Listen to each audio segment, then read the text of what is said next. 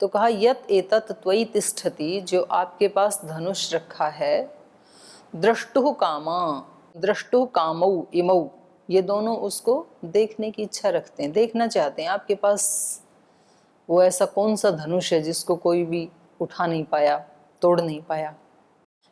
एतद् दर्शय भद्रम ते कृत कामौ नृपात्मजौ, क्योंकि इनका काम तो पूरा हो गया। राम लक्ष्मण किस लिए आए थे? असुरों का वध करने के लिए, वो इन्होंने कर दिया। ताड़का को मार दिया, मारीच सुबाहु को भी मार दिया, और मेरा यज्ञ का संकल्प भी पूरा हो गया। तो बस ये अपने घर वापस लौट ही रहे थे कि हमें आपके यज्ञ का पता लगा कि जनकपुरी में यज्ञ हो रहा है। तो हमने इनको कहा कि चलो आपको भी यज्ञ दिखा लाते हैं। तो इन्होंने कहा बड़ी अच्छी बात है, यज्ञ के साथ साथ हम धनुष भी दिखाएंगे, हमें वो धनुष देखने की इच्छा है, क्योंकि चर्चे तो होते ही रहते हैं ना। तो लगभग 1 वर्ष पहले से ही ये यज्ञ चल रहा है इनके यहाँ, और 1 वर्ष पहले से ही बहुत राजा महाराजे बलवान लोग आए, लेकिन वो धनुष को उठा नहीं पाए। तो ये बात विश्वामित्र जी तक भी पहुंची, इन्होंने बताई, तो इनको कौतूहल हुआ कि हम भी उस धनुष को देखना चाहते हैं, क्योंकि ये भी क्षत्रिय हैं। तो इन्होंने कहा एतद दर्शय भद्रम ते कृत कामौ नृपात्मजौ, बस ये धनुष दिखा दीजिए, एतद दर्शय, ये दिखा दीजिए, भद्रम ते, आपका कल्याण हो। तो नृपात्मजौ कृत कामौ, ये जो दोनों राजकुमार हैं ये कृत काम हो जाएंगे, इनकी इच्छा पूरी हो जाएगी। बाकी तो इन्होंने अपना काम पूरा कर दिया। अस्य दर्शनात् धनुषः, अस्य धनुषः दर्शनात्, इस धनुष को देख लेने के पश्चात यथेष्टम प्रतीयास्यते, ये अपनी नगरी में चले जाएंगे, यथेष्ट स्थान में चले जाएंगे। इनको जाना ही था घर, जिस काम से मैं लाया था वो इन्होंने पूरा कर दिया। तो अब यदि इनको धनुष के और दर्शन हो जाएं तो उसको देख के अपने घर चले जाएंगे। यथेष्टम प्रतीयास्यतः, द्विवचन 2 है ना, तो इसलिए द्विवचन आया। प्रतीयास्यति, प्रतीयास्यतः, प्रतीयास्यन्ति, ऐसे। एवं उक्तस्तु जनकः प्रत्युवाच महामुनिम, जब उन्होंने ये कहा कि जी धनुष दिखा दीजिए, तो ये सुन करके जनकः प्रत्युवाच, महामुनिम जनकः प्रत्युवाच, उस महामुनि विश्वामित्र जी से जनक जी ने ये प्रत्युत्तर दिया। श्रूयताम अस्य धनुषः, बोल जी पहले इस धनुष की कहानी सुन लो आप, धनुष तो बाद में दिखा देंगे आपको, पहले इसकी कहानी सुनो कि ये रखा क्यों है मेरे यहाँ पे। श्रूयताम अस्य धनुषः यदर्थम इह तिष्ठति, ये क्यों, किस प्रयोजन से यहाँ रखा हुआ है, पहले मैं इसके पीछे की कहानी सुनाता हूँ आपको। श्रूयताम, आप सुनिए। देवरात इति ख्यातो निमेर ज्येष्ठो महीपति ही न्यासोयम तस्य भगवन हस्ते दत्तो महात्मन। तो कहा कि भगवन निमेर ज्येष्ठो महीपति, महीपति निमेर ज्येष्ठो देवरात इति ख्यात, राजा जो निमि हैं उनके ज्येष्ठ पुत्र देवरात, वो इस नाम से प्रसिद्ध थे, देवरात नाम से निमि के पुत्र। न्यासो अयम तस्य भगवन, तो ये वास्तव में तो धनुष उनका है, देवरात का। जो निमि के पुत्र देवरात थे, ज्येष्ठ पुत्र, वास्तव में ये उनका है। न्यासो अयम तस्य, न्यास माने दान दिया हुआ, उन्होंने दिया था। न्यास का मतलब होता है कि आप धरोहर के रूप में रखा हुआ है, आप उसका यूज नहीं कर सकते, आप उसका रख रखाव करेंगे। न्यास बनाते हैं ना, ट्रस्टी बनाते हैं, न्यासी बनाते हैं, एक ट्रस्ट, जैसे पतंजलि योगपीठ का भी एक ट्रस्ट है, तो उसमें कुछ लोग ट्रस्टी हैं। तो वो ट्रस्टी, उस ट्रस्ट में जो भी धन दौलत आएगा उसका रख रखाव तो करेंगे, पर वो अपने लिए यूज नहीं कर सकते हैं उसको। और हम सब के पास इस धरती पे जितना भी ऐश्वर्य है वो सब भगवान का ट्रस्ट है, तो हम उसका प्रयोग तो कर सकते हैं, लेकिन हम उसको अपना नहीं बना सकते, वो उस ट्रस्टी का नहीं होता है।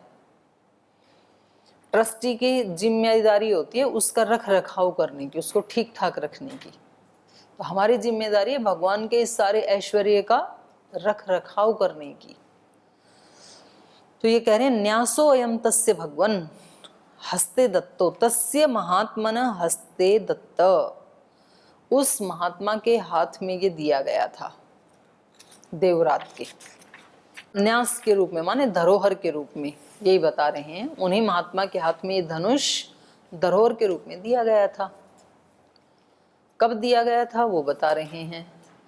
दक्ष यज्ञ वधे पूर्वम धनोरायम्य वीर्यवान विध्वंसस्य त्रिदशान रोषात् सलिलमिदं ब्रवीत् यस्मात् भागार्थिनो भागं नाकल्पयत मे सुराः वरांगानि महार्हाणि धनुषा शातयामि वह ततो विमनसः सर्वे देवा वै मुनिपुंगव प्रसादयन्त देवेशं तेषां प्रीतो भवद्भवः प्रीतियुक्तस्तु सर्वेषां ददौ तेषां महात्मनां तदेतत् देवदेवस्य धनोरत्नं महात्मनः न्यासभूतं तदा न्यास्तम् अस्माकं पूर्वजे विभौ अथ मे कृशतः क्षेत्रं लाङ्गलादुत्थिता तत क्षेत्रं शोधयता लब्धा नाम्ना सीतेति विश्रुता भूतलादुत्थिता सा तु व्यवर्धत ममात्मजा वीर्यशुल्केति मे कन्या स्थापितेयं मयोनिजा भूतलादुत्थितां तां तु वर्धमानां ममात्मजां वरयामासुरागत्य राजानो मुनिपुंगव। दक्ष यज्ञ वधे पूर्वम, करें प्राचीन काल में पहले दक्ष यज्ञ वधे, दक्ष ने जो यज्ञ किया था और उस यज्ञ में जो दक्ष का वध कर दिया था ना, उसका सिर काट दिया था ना। दक्ष यज्ञ वधे पूर्वम, पूर्व काल में धनुष तो शिव जी का है, और जब राजा इन्होंने दक्ष ने एक यज्ञ रचाया तो शिव जी को बुलाया नहीं, और उनकी पत्नी जो हैं दक्ष की पुत्री और शिव भगवान की पत्नी पार्वती जी, वो बिना बुलाए आ गई और देखा कि पति का तो स्थान कहीं है ही नहीं यज्ञ में, उनको भाग देने के लिए बुलाया नहीं। इनको अहंकार हो गया था दक्ष को कि शिव जी को देवों का देव महादेव क्यों कहते हैं, वो कहाँ के महादेव हो गए, महादेव तो मुझे कहना चाहिए, देवों से बढ़ करके तो मैं हूँ। तो ऐसा करते हैं, उसको नेग्लेक्ट कर देते हैं, उसको बुलाते ही नहीं हैं। तो ऐसे ही होता है, जब किसी व्यक्ति को हमारे को जब सहा नहीं जाता है किसी का आगे बढ़ना, तो हम कहते हैं हम उस व्यक्ति को बुलाएंगे ही नहीं, उसको हम साइड में कर देते हैं, नेग्लेक्ट, बस फिर तो हम ही हैं। पर ऐसे तो नेग्लेक्ट किया तो नहीं ना जाता। आप किसी के अस्तित्व को कैसे छीन सकते हैं? आप कितना भी आगे बढ़ें उसकी मनाही नहीं है, पर जब दूसरा व्यक्ति ने कोई स्थान प्राप्त किया है तो उसने भी तो कुछ तो मेहनत की होगी ना, तब तो भगवान ने उसको दिया है, तो आप उसको क्यों हटाना चाहते हैं? आप कितना भी आगे बढ़ें। तो ये इन्होंने खुद तो महादेव तो बन नहीं सकते थे, लेकिन महादेव को न बुला करके और फिर अपने को महादेव मान लिया। तो पार्वती जी ने देखा तो उनसे अपमान सहा नहीं गया अपने पति का, यद्यपि उन्होंने मना भी किया था कि बिना बुलाए नहीं जाना चाहिए कहीं, फिर चाहे वो अपने पिता का भी घर क्यों ना हो। तो जहाँ आदर नहीं होता है, सम्मान नहीं होता है, वो कितना भी बड़ा घर हो, चाहे अपने किसी संबंधी का ही हो, बिल्कुल वहाँ पे जाना नहीं चाहिए। पार्वती माता बोली क्या आपने घर में भी कोई कुछ ऐसे बुलाने की इंतजार करते हैं? कि जा सकते हैं, अपने तो पिता का घर। बोल ठीक है जा फिर। नाराज हो गई, नाराज होते मारी डाक उन्होंने हवनकुंड में सीधी। मेरे पति को नहीं बुलाया, डाक नहीं मारी थी, वैसे उसने योगाग्नि से अपने आप को भस्म कर लिया था, जला लिया था। तो यज्ञ तो खंडित हो ही गया ना, जहाँ कहीं हत्या हो गई तो हिंसा हो गई, यज्ञ खत्म। यज्ञ में हिंसा नहीं होनी चाहिए। तो तब शिव जी को पता लगा, तब वो आए थे, तो तब उन्होंने सबसे पहले तो उसके बापू का ही काम किया, और फिर वो धनुष उनको दे दिया देवरात को। तो दक्ष यज्ञ वधे पूर्वम, पहले पूर्व काल में दक्ष यज्ञ में वध करके धनु आयम्य वीर्यवान, इस पराक्रमी, वीर्यवान माने पराक्रमी, भगवान शंकर ने धनुर आयम्य, धनुष उठा करके दक्ष के यज्ञ में उसका वध करके विध्वंसस्य त्रिदशान रोषात, रोष के कारण त्रिदशान देवताओं का तो यह वध नहीं किया था। विध्वंसस्य त्रिदशान रोषात सलिलम इदम अब्रवीत। हाँ, तो उन्होंने इस प्रकार रोष से युक्त होकर के ये वचन कहे थे, उस विध्वंस करके उन देवताओं को, त्रिदशान माने देवताओं को ये कहा था, यस्मात् भागार्थिनो भागम न अकल्पयत में सुरा, क्योंकि सुराहा देवताओं ने में भागम न अकल्पयत, मेरे लिए भाग नहीं रखा यज्ञ में, इन्होंने मेरा भी तो भाग रखना था, तो इसलिए देवता भी क्या हो गए, दोषी हो गए। देवता भी तो दोषी है ना। देवताओं को ही कहने चाहिए था भाई हमें बुला रहे हो तो हम देवों के जो देव हैं महादेव उनको भी तो बुलाओ, उनको भी तो यज्ञ में उनका भाग दो। तो इससे ये भी पता चलता है कि जब कहीं यज्ञ होता है तो वो कोई एक व्यक्ति के लिए नहीं होता है, यज्ञ में सबका भाग होता है, सब देवों का। असुर तो वैसे ही नहीं आएंगे, असुरों का भाग तो नहीं होता है, उनका तो मतलब वो अपोजिट काम हो गया, तो असुरों का तो कोई भाग नहीं होता है, लेकिन देवों का सबका भाग होता है। और उसका भाग यदि उसको दे दिया जाए तो यज्ञ सफल, और किसी एक का भाग भी किसी एक को नहीं दिया तो यज्ञ आपका खंडित, कितना भी आपने पैसा क्यों ना लगाया हो। जैसे मनुष्य का जीवन अपने आप में क्या है, एक यज्ञ है, हर मनुष्य का जीवन एक यज्ञ है। तो हमारा जो जीवन यज्ञ है उसमें किस किस का भाग है, सब देवताओं का भाग है। उसमें माता पिता भी हैं, उसमें हमारे आस पड़ोस के जो वरिष्ठ जन हैं, हमारे जो स्कूल से प्राइमरी से पढ़ाने वाले टीचर से लेके आज तक जिन्होंने पढ़ाया है, जिन्होंने छात्रवृत्ति दी, जिन्होंने सहायता दी, जिन्होंने मोटिवेशन दिया, किसी भी रूप में आज तक हमारा ये जो जीवन यज्ञ यहाँ तक आया है, तो यहाँ तक लाने में जिस का भी सहयोग रहा, देश की हवाओं का, देश के अन्न का, मिट्टी का, जल का, कितनी चीजों का सहयोग है, तो वो सब क्या है, हमारे देवता। तो हमारे जीवन पे किन किन का अधिकार है, उन सब का अधिकार है इस जीवन यज्ञ में, और उनका भाग उनको मिलना चाहिए। अगर उनमें से किसी एक का भाग भी हमने नहीं दिया, उन सब की तो बात छोड़ो, अभी तो बच्चे अपने माता पिता को उनका भाग नहीं देते। जिन माता पिता ने पाला पोसा और फिर बच्चे की शादी हुई तो सारा का सारा टाइम पत्नी को देते हैं, क्योंकि वो नई आई है, अभी थोड़े दिन में तो चाव निकल लेता है। पर वो माता पिता का जो पार्ट था, भाई आप पत्नी के पास 2 घंटे बैठते हैं, बात करते हैं, तो आधा घंटा तो माँ बाप को दो, क्योंकि शादी होने से पहले तो आप 3 के 3 घंटे माँ को देते थे।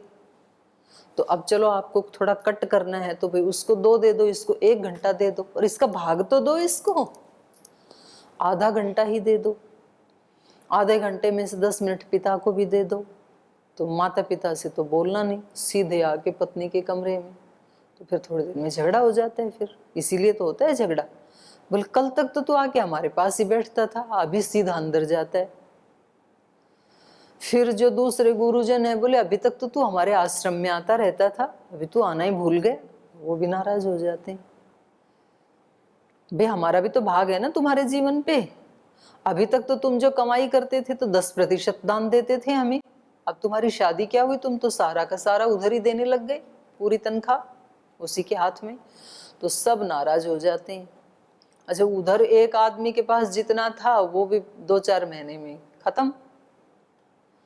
तो अब फिर एक दूसरे पे झुंझलाते हैं, बोल तेरे कारण मेरे माँ बाप नाराज हो गए, तेरे कारण मेरे गुरुजन नाराज हो गए, तेरे कारण मेरे भाई बहन मेरे संबंधी नाराज हो गए।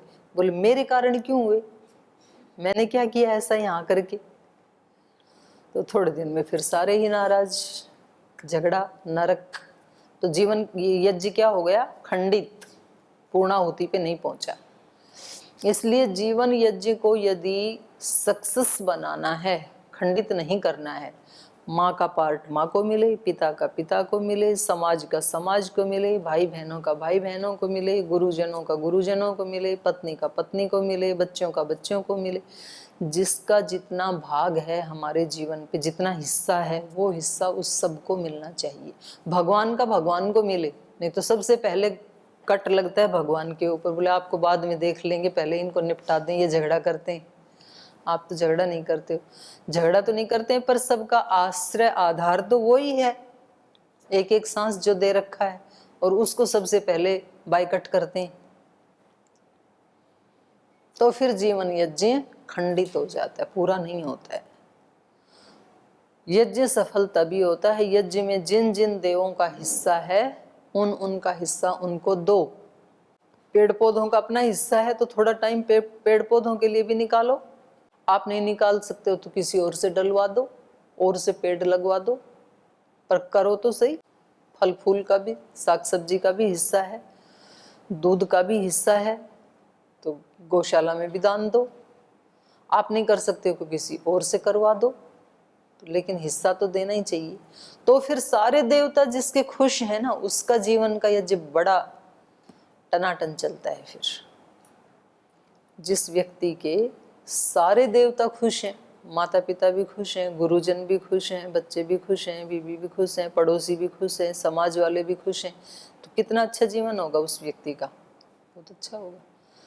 जितना शास्त्र को स्वाध्याय के लिए टाइम देना चाहिए उसको भी टाइम देता है, जितना व्यायाम के लिए देना चाहिए व्यायाम को भी टाइम देता है, जितना जिसको देना चाहिए वो सब देता है, और उन सब को इकट्ठा निचोड़ के पूरा का पूरा भगवान के चरणों में चढ़ा देता है कि प्रत्येक कर्म मेरा आपकी सेवा में समर्पित। तो भगवान भी खुश, क्योंकि भगवान संसार के विरोधी नहीं है। भगवान ने तो संसार बनाया, वो विरोधी क्यों होंगे? भगवान संसार की सेवा करने से नाराज नहीं होते, क्योंकि संसार भी भगवान का ही रूप है, भगवान ने ही बनाया है संसार। तो संसार की सेवा करने से नाराज नहीं होते बल्कि खुश होते हैं। तो यहाँ पर इन्होंने कहा कि भाई देवताओं, देवता लोगों, आपका भी दोष है। यस्मात् सुराहा में भागम न कल्पयत, भागार्थी न में, मेरा भी तो भाग था और वो आप लोगों ने दिया नहीं, मैं भी तो प्राप्त करना चाहता था।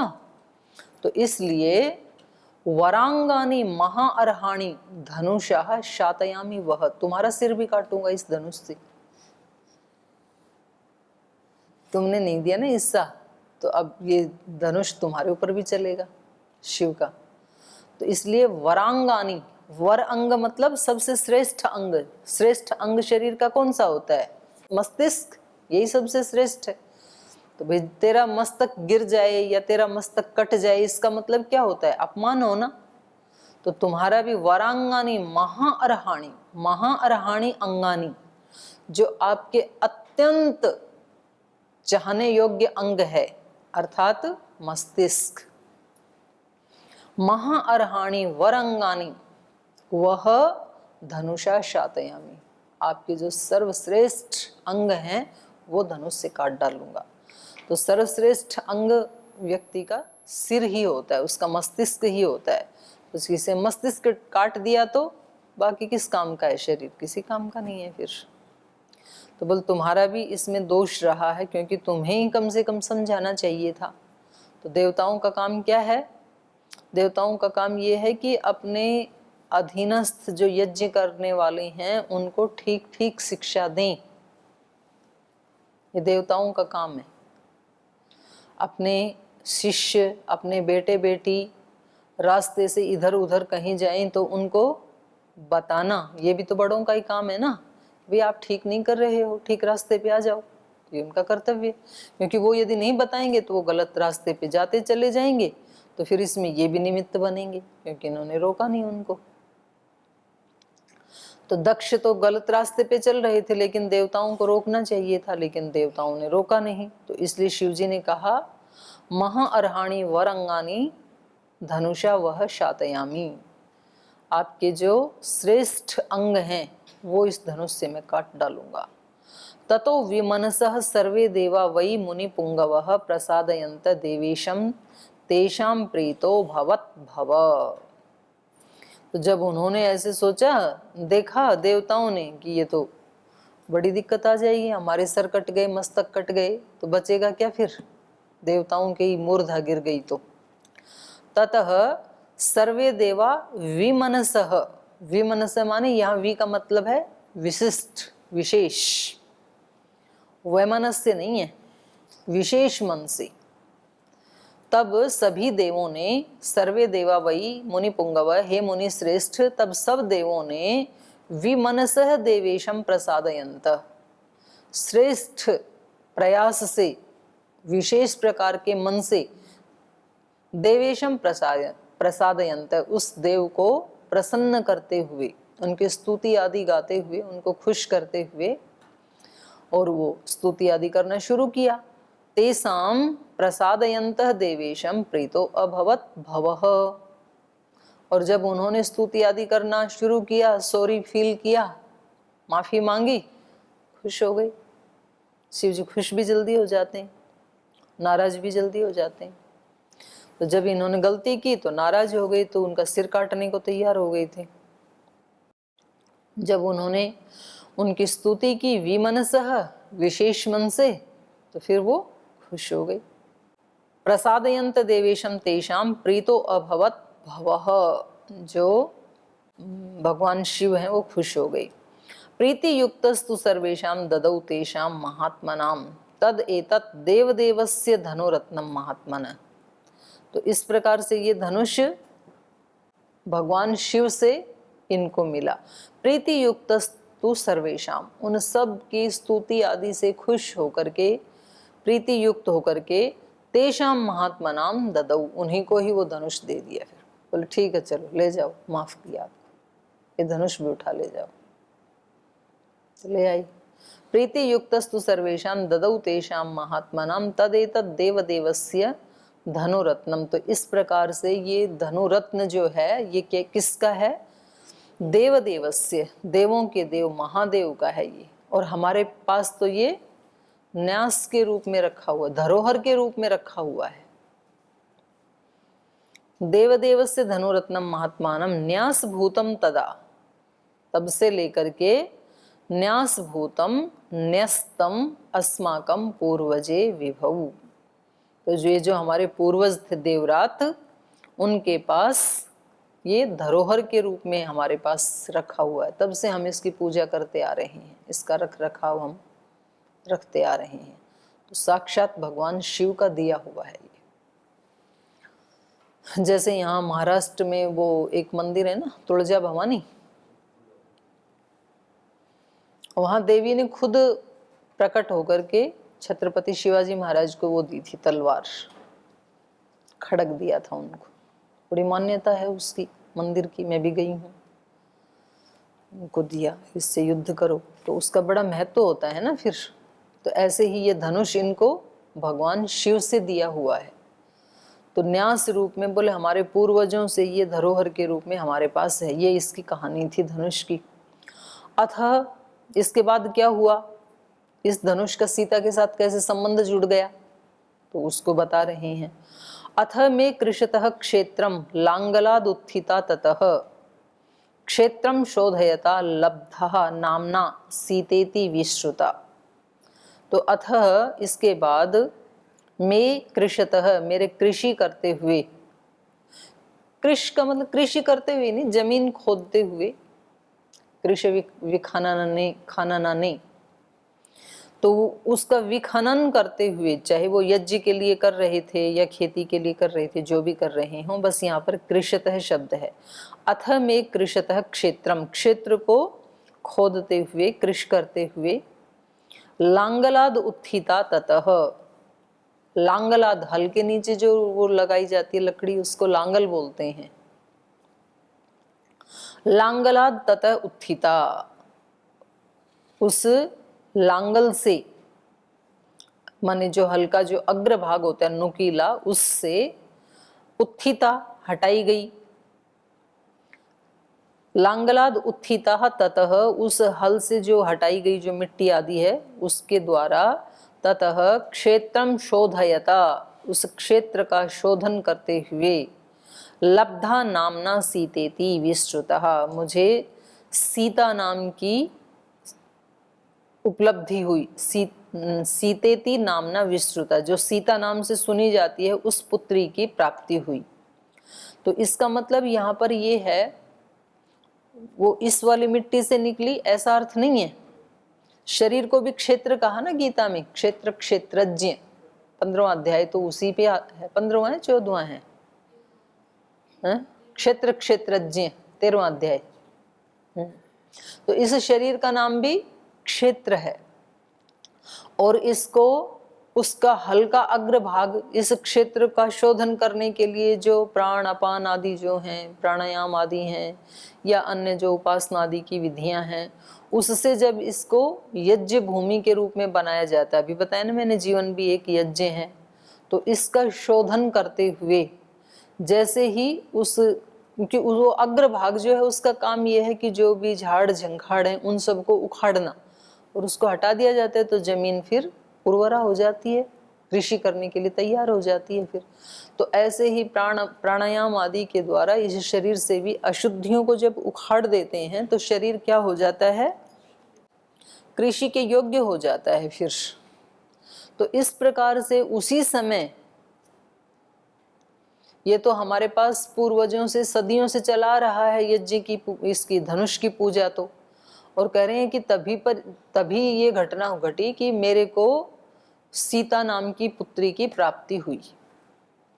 तो इन्होंने उसको उसके साथ जोड़ दिया, पूजा के साथ, कि कृषि करते हुए, कृषतः है, कृषि करते हुए, ये अर्थ तो हम हिंदी में बोल रहे हैं। कृषतः का मतलब है उस क्षेत्र को साफ करते हुए, कृषतः क्षेत्रम ऐसे है, क्षेत्र को कृषतः साफ करते हुए उसी समय मुझे सीतेति नामना विश्रुतः, ममात्मजा, मेरी पुत्री जिसका नाम सीता है, ये भूतलाद उत्थिता सा व्यवर्धतः, तो उस क्षेत्र से जो पैदा हुई वो फिर व्यवर्धत, धीरे धीरे बढ़ने लगी मेरी पुत्री। तो उसका कैसे संबंध जुड़ गया इस धनुष के साथ, इसको फिर हम कल पढ़ेंगे। आज यहीं विराम लेते हैं।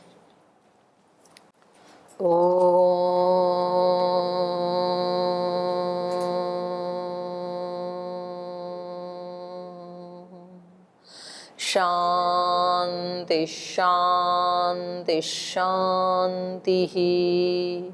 श्री गुरुभ्यो नमः।